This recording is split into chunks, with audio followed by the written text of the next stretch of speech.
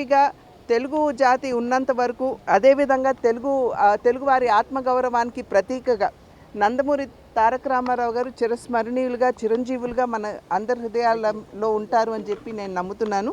కనుక వారి చల్లని చూపు, వారి యొక్క ఆశీర్వాదం కేవలం మా కుటుంబం మీద మాత్రమే కాకుండా తన కుటుంబ సభ్యుడిగా భావించినటువంటి తెలుగు వారందరి మీద కూడా వారి యొక్క ఆశీర్వాదం చల్లని చూపు ఉండాలని చెప్పి ప్రార్థిస్తున్నాను. నమస్కారం. రాష్ట్ర విభజన జరిగిన తర్వాత కూడా ఈరోజు ఎన్టీఆర్ గారి విగ్రహాన్ని ఇక్కడ ప్రతిష్ఠిస్తున్నారు. ఎలా అనిపిస్తుంది? ఇందాక చెప్పాను కదమ్మా, తెలుగువారు, తెలుగు జాతి ఎక్కడున్నా సరే వారు చిరంజీవులుగానే ఉంటారు.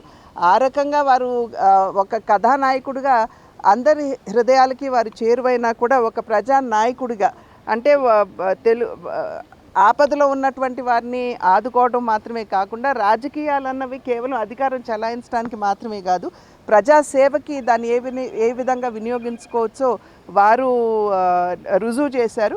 కనుకనే నేటికి సైతం తెలుగువారి హృదయాల్లో వారు ఎల్లప్పుడూ చిరంజీవులుగా ఉంటారు.